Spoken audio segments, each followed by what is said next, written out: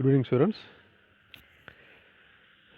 இன்றைக்கி +2 physics unit 6 ரே ஆப்டிக்ஸில் prism அப்புறம் அதுக்கு சம்மந்தப்பட்ட சில டாபிக்ஸை பற்றி பார்க்கலாம். ஸோ ப்ரிசம் ஜென்ரலாகவே வந்து ஈக்குவேட்டல் ட்ரையாங்கிள் ஷேப்பில் உள்ளது. It's made up of transparent glass plate.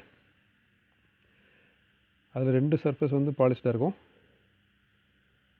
ஒன்று ரஃப் சர்ஃபேஸாக இருக்கும் இந்த மாதிரி. அந்த 2 பாலிசி சர்ஃபேஸில் வந்து ரிஃப்ளெக்ஷன் நடக்கும், பார்ஷியலாக ரெஃப்ராக்ஷனும் பாசிபிலிட்டி இருக்குது. அந்த 2 சைட்லேயே வந்து ரெஃப்ராக்ஷன் நடக்கிறதுனால என்ன ஆகுதுன்னா இந்த மாதிரி டீவியேஷன் ஆகும். அந்த ஆங்கிள் ஆஃப் டீவியேஷன்ன்றதான் இப்போ நம்ம அதுக்கான எக்ஸ்பிரஷன் எப்படி பார்க்குறதுன்னா இந்த டாப்பிக்கில் பார்க்க போகிறோம். ஸோ ஏபிசின்றது அந்த ப்ரிசம். இதில் ஏபின்ற சைடில் விழுகிற அந்த ரே பிக்யூன்றதுனா இன்சிடென்ட் ரே. அது ஆர்எஸ்ன்றது அந்த சைடு ஏசி வழியாக எக்ஸிட் ஆகுது, எமர்ஜென்ட் ரே. ஆக்சுவலாக இந்த மாதிரி ஸ்ட்ரெயிட்டாக அந்த லைன்லேயே போயிருக்கணும், ஆனால் 2 பாலிசிட் சர்ஃபேஸ் இருக்கிறதுனால என்ன ஆகுதுன்னா இங்கே ஒரு பிளேஸில் ரெஃப்ராக்ஷன் நடக்குது, இங்கேயும் திரும்ப ரெஃப்ராக்ஷன் நடக்குது ரைட் சைட்லேயும். அதனால் இந்த மாதிரி அந்த லைட் ரேஸ் வந்து டிவியேட் ஆகி போகுது.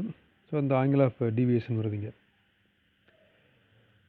ஸோ இன்ஷியலாக அந்த சைடு ஏபியில் விழுகிற ரேவுக்கான ஆங்கிள் ஆஃப் டீவியேஷன் பார்த்திங்கன்னா இங்கே RQM அந்த D1 இந்த பிளேஸில் அதை எப்படி எழுதுகிறாங்கன்னா இங்கே விழுகிற அந்த ஆங்கிள் ஆஃப் இன்சிடென்ஸ் I1, அந்த ஆங்கிள் ஆஃப் ரெஃப்ராக்ஷன் அந்த பிளேஸில் இருக்கிற ரெஃப்ராக்ஷன் R1, அதை பேஸ் பண்ணி I1 மைனஸ் R1. இதெல்லாம் ட்ரிக்னாமெட்ரிக்கல் அந்த பர்டிகுலர் ட்ரையாங்கிளுக்குள்ள தியரத்துலேருந்து எழுதுகிறாங்க ஃபுல்லாக. சிமிலர்லி இந்த ரைட் சைடு ஏசியில் இதே மாதிரி இன்னொரு ரேன் ஆகுது, எமர்ஜென்ட் ஆகுது. அதுக்கும் அதே மாதிரி ஆங்கிள் ஆஃப் இன்சிடென்ஸ் வந்து I2, ரெஃப்ராக்ஷன் வந்து R2. இங்கே வர டிவியேஷன் வந்து D2.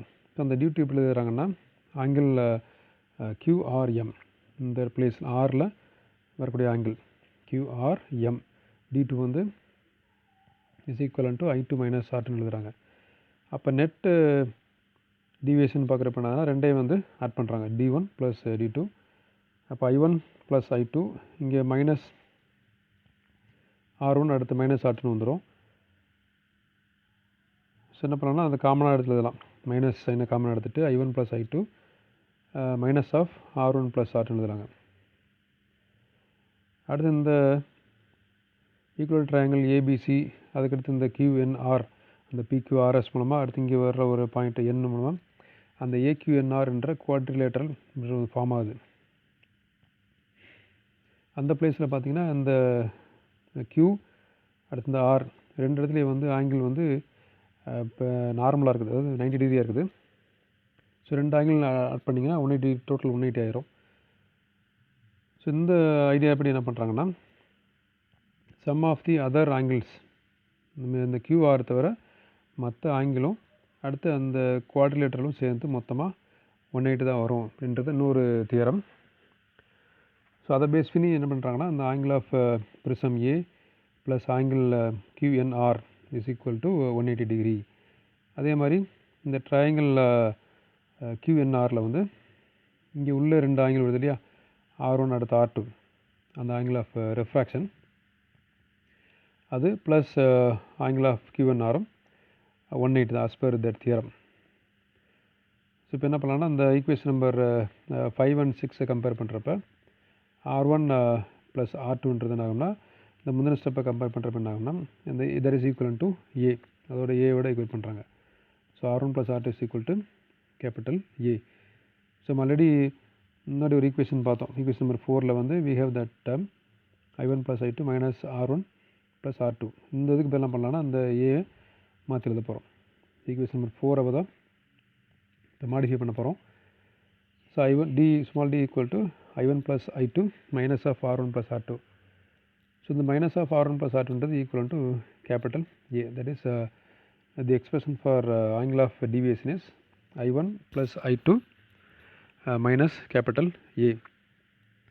So from this we can understand angle of deviation is proportional to angle of incidence and angle of refraction, but angle of refraction is proportional to depending upon the refractive index of the material of the prism and the angle of a prism.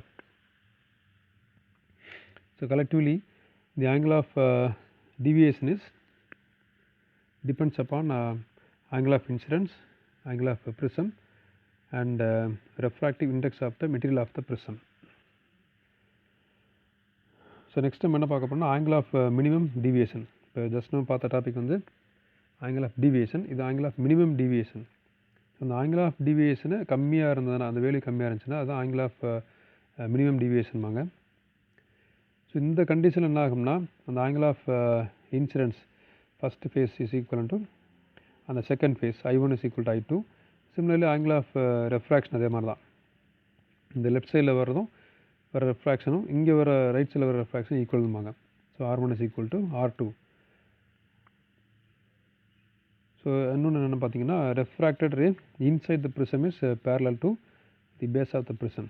இந்த மாதிரி refract ஆகி வருதில்ல right rays, இந்த red colour line வந்து which is kept to be parallel with the base of the prism. இந்த ப்ரிசத்தோட rough சர்ஃபேஸுக்கு பேரலாக இருக்குன்றாங்க. இந்த மாதிரி அமைஞ்சதுன்னா இந்த டைமில் வந்து அந்த ஆங்கிள் ஆஃப் டிவியேஷன் மினிமமாக இருக்கும். இது ஆக்சுவலாக லேபில் வந்து எக்ஸ்பெரிமெண்டலாக பண்ணி அந்த கிராஃப் ப்ளாட் பண்ணுவாங்க. Angle of incidence i value மாற்றிட்டே போவாங்க 20, 40, 60 மாத்திரப்ப என்ன ஆகும்னா அந்த ஆங்கிள் ஆஃப் டிவியேஷன் கரஸ்பாண்டிங்காக என்ன வேல்யூ வரும்ன்ட்டு நோட் பண்ணி ஆக்சுவலாக இது வந்து ஸ்பெக்ட்ரோமீட்டரில் தான் இந்த எக்ஸ்பெரிமெண்ட்லாம் பண்ண முடியும். இந்த இருக்கு இல்லையா, இதுதான் அந்த இன்ஸ்ட்ருமெண்ட் ஸ்பெக்ட்ரோமீட்டர். இதில் தான் வந்து அந்த ஆங்கிள் ஆஃப் இன்சிடென்ஸ் வேல்யூ ஒன்றா செட் பண்ணி அடுத்து அந்த ஆங்கிள் ஆஃப் டிவியேஷன் எப்படி மாறுதோ அதுக்கு தப்பில் கிராஃப் ப்ளாட் பண்ணுவாங்க. ஸோ அந்த கிராஃப்லேருந்து we can identify that values I and D, அது சிம்பிளாக ID curve மெத்தடுமாங்க.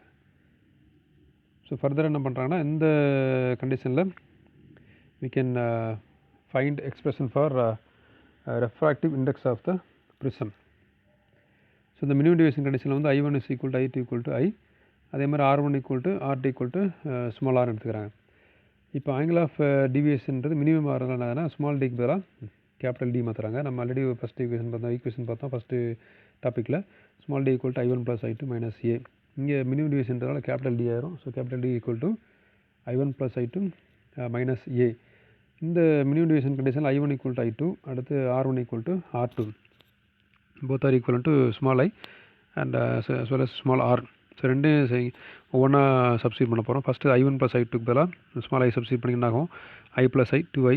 So 2I - A equal to capital D. அடுத்து I equal to A + D/2 வரும். இதே மாதிரி அந்த R1 + R2 அதுக்கு ஒரு ரிலேஷன் இருக்குது. ஸோ R1 + R2 பார்த்தீங்கன்னா capital A, R1 + R2 equal to R + R ஆயிரும். அப்போ 2R is equal to A, அப்போ R equal to A/2. So இது வந்து angle of incidence and angle of refraction at angle of minimum deviation கண்டிஷனில்.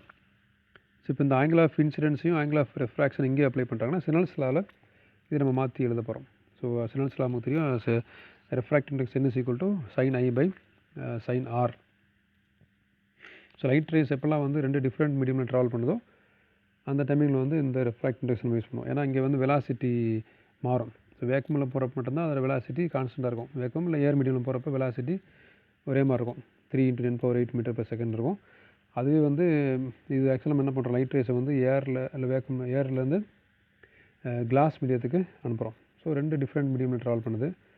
So இங்கே வந்து அந்த velocity differ ஆகும். அதனால் we can have that term refractive index. So சிக்னல்ஸை மாற்றுறப்ப என்ன ஆகுதுன்னா அந்த ஐக்கு பதிலாக A + D/2 போடுறோம், அடுத்து ஆருக்கு பதிலாக A/2 போடுறாங்க. So sin A + D/2 by sin A/2 இதான் அந்த ரெஃப்ராக்டிவ் இண்டெக்ஸ் பார்க்குறதுக்கான எக்ஸ்பிரஷன். இதில் ஆங்கிள் ஏன்றது ஆங்கிள் ஆஃப் ப்ரிசம், அடுத்து டின்றது ஆங்கிள் ஆஃப் மினிமம் டிவியேஷன். ரெண்டுமே வந்து எக்ஸ்பெரிமெண்டல் மூலமாக தான் மெஷர் பண்ணுற வேல்யூஸ். நெக்ஸ்ட் வந்து dispersive power dispersion of white light through prism. So white light வந்து இந்த மாதிரி ப்ரிசம் வழியாக போச்சுன்னா என்ன ஆகும்னா அதோட அந்த கலர்ஸாக பிரிஞ்சு வரும். இந்த மாதிரி இது ஒயிட் லைட்டை வந்து ப்ரிசம் வழியாக போகிறப்ப அந்த கான்ஸ்டியூண்ட் கலர்ஸ் சொல்லுவாங்க இல்லையா, விப்ஜிஆர், அந்த வயலட் டு ரெட் கலர்ஸாக பிரிஞ்சு வரும். அதுதான் வந்து டிஸ்பர்ஷன்றது. அந்த கலர்ஸ் மொத்தமாக தெரியுது இல்லையா, அதுக்கு பேர் தான் ஸ்பெக்ட்ரம். குரூப் ஆஃப் கலர்ஸ் தான் ஸ்பெக்ட்ரம் அங்கே. ஸோ நெக்ஸ்ட் வந்து டிஸ்பர்சிவ் பவர். எந்த அளவுக்கு அந்த செட் ஆஃப் கலர்ஸ் அந்த ஸ்பெக்ட்ரத்தை வந்து பிரித்து பார்க்க முடியுது அந்த ப்ரிசம் யூஸ் பண்ணி. அதான் அந்த ப்ரிசத்தோட டிஸ்பர்சிவ் பவர். சரி, நம்ம இதில் ஒயிட் லைட் இதில் பாஸ் ஆகிறப்ப இந்த மாதிரி 7 கலர்ஸாக பிரியுது. Violet, indigo, blue, green, yellow, orange, red. அதில் அந்த ஆங்கிள் இதில் மென்ஷன் பண்ணுறாங்க டெல்டா அப்படின்ட்டு. டெல்டான்றது இங்கே ஆங்கிள் ஆஃப் மினிமம் டிவியேஷன் தான். அடுத்து கேபிட்டல் ஏன்றது இந்த ப்ரிசத்தோட ஆங்கிள் ஆஃப் ப்ரிசம். இப்போ என்ன பண்ணுறாங்கன்னா அதில் டெல்டா வின்றது வயலட் கலருக்கான அந்த angle of minimum deviation. Delta ஆர்ன்றது இந்த ரெட் கலருக்கான angle of minimum deviation. So இப்போ தான் நம்ம ரெஃப்ராக்ட் இண்டெக்ஸ்க்கான ஃபார்முலா பார்த்தோம். That is n is equal to sin a plus d by 2 by sin a by 2. But இங்கே வந்து மினிமம் டிவியேஷன் வந்து டெல்டான்னு கன்சிடர் பண்ணுறாங்க. ஸோ அந்த கேபிட்டல் டிக்கு பதிலாக டெல்டா ரீப்ளேஸ் பண்ணுறாங்க. அடுத்து இங்கே வந்து நம்ம நார்மல் ப்ரிசத்துக்கு பதிலாக ஸ்மால் ஆங்கிள் ப்ரிசம் யூஸ் பண்ணுறப்ப என்ன ஆகும்னா, அந்த சைன் அந்த ஆங்கிள் வேல்யூ கம்மியாக இருப்ப நம்ம என்ன பண்ணலாம்னா சைன் தீட்டா கூட சிம்பிளி ஜஸ்ட் தீட்டான்னு எடுத்துக்கலாம். ஸோ இங்கே sine A plus delta by 2 இருக்குது, அது ஏ ப்ளஸ் டெல்டா பை 2 மாறிடும். அடுத்து டினாமினேட்டரில் we have sine A by 2 இருக்குது. அப்போ that is simply just A by 2 only. So இப்போ இந்த சைன் டைம் மட்டும் எடுத்துருங்க. இப்போ டினாமினேட்டரில் A plus delta by 2 by A by 2. So இந்த 2 கேன்சல் ஆகிடும். Then we have A plus delta by A. அடுத்து 1 by 1 டிவைட் பண்ணிங்கன்னா A by A plus delta by A becomes 1 plus delta by A. That is refractive index n. So இன்னும் நம்ம சிம்பிளை பண்ணுறப்ப என்ன ஆகும்னா, so n is equal to 1 plus delta by a. Therefore delta by a equal to n minus 1 and delta is equal to n minus 1 into a. இது அந்த angle of minimum deviation. Delta equal to n minus 1 into capital A. அடுத்து இந்த general ஃபார்முலாவை use என்ன பண்ணலாம்னா, violet கலருக்கும் அடுத்து red கலருக்கும் உள்ள அந்த angle of minimum deviation formula expression எழுதலாம். So that is delta suffix v is equal to இந்த என்னன்றது ரெஃப்ராக்டிவ் இண்டெக்ஸ், அதில் சஃபிக்ஸ் v போடுறப்போ அது வயலட் கலருக்குள்ள மாறிடும். So n suffix v minus 1 into a. Similarly for red color, delta r is equal to n suffix r minus 1 into capital A. ஸோ இதில் அந்த டயக்ராம் முந்தினதில் பார்த்தோம். இது பார்க்குறப்ப தெரியும் அந்த டெல்டா வி அடுத்து delta R.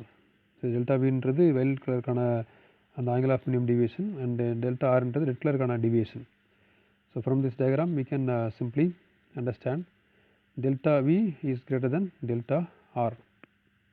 And also nv and nr, n suffix v என்றது refractive index of violet color and n suffix r என்றது red color குறிய அந்த refractive index. So n suffix v also greater than n suffix r.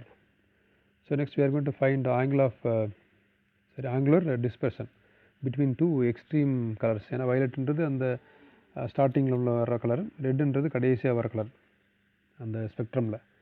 So ரெண்டு extreme கலருக்கு நம்ம angle of அந்த minimum deviation இப்போ எடுத்து பார்த்து டிஃப்ரென்ஸ் பார்க்க போகிறோம். So delta we minus delta R is equal to இந்த ஃபார்முலாவை இந்த ஈக்குவேஷன் அப்படியே மல்டிப்ளை பண்ணுங்கள். N V into A minus 1 into A. அடுத்து இந்த ஃபார்முலாவில் N suffix R into A minus 1 into A. இதை நீங்கள் சிம்பிளை பண்ணி என்ன ஆகும்னா கடைசியாக வந்து அந்த ஏ காமன் எடுத்திங்கன்னா n suffix v minus n r into A. அது என்னது angular dispersion. That is between two extreme colors. Delta suffix v minus delta suffix r is equal to n suffix v minus n suffix r into a. So dispersive power க்கு ஒரு definition இருக்குது. Dispersive power is defined as the ratio between the angular dispersion and the middle deviation. So இதில் பார்த்தீங்கன்னா delta v minus delta r by அந்த delta இந்த equation number 10. So delta we minus டெல்டான்றது தெரியும், n suffix v minus n suffix R into A by delta is equal to n minus 1 into A. அப்போ இதில் ஏ cancel ஆகிடும். So மிச்சம் வருது என்ன பார்த்தீங்கன்னா n suffix v minus n suffix r by n minus 1. இதில் என்வின்றது என்னது வயலட் கலருக்குரிய ரெஃப்ராக்டிவ் இண்டெக்ஸ். அடுத்து என் சஃபிக்ஸ் ஆர்ன்றது அந்த ரெட்டில் இருக்கக்கூடிய ரெஃப்ராக்டிவ் இண்டெக்ஸ். என்னன்றது என்னென்னா அந்த மிடிலாக வர்றது. வழக்கமாக என்ன பண்ணுவாங்க, எல்லோ எடுப்பாங்க, இல்லைனா அந்த n suffix v plus n suffix r by 2 அந்த ஆவரேஜ் வேல்யூ எடுத்து போடுவாங்க. ஸோ இந்த என் வேல்யூ எப்படி மெஷர் பண்ணுவாங்கன்னா, நம்ம முன்னாடி ஒரு ஃபார்முலா பார்த்தோம் இல்லையா, refractive index n = sin a + d / 2 by sin a / 2. அந்த ஃபார்முலா யூஸ் பண்ணி ஒவ்வொரு கலருக்காக ரீடிங் எடுத்துகிட்டு அந்த ஒவ்வொரு கலருக்குரிய அந்த ரெஃப்ராக்டிவ் இண்டெக்ஸ் பார்க்குறப்ப பர்டிகுலராக நமக்கு அந்த 2 எக்ஸ்ட்ரீம் எண்டில் உள்ளதை மட்டும் எடுத்து we can find dispersive power of a prism. With this expression, omega is equal to n suffix v minus n suffix r by n minus 1. Thank you.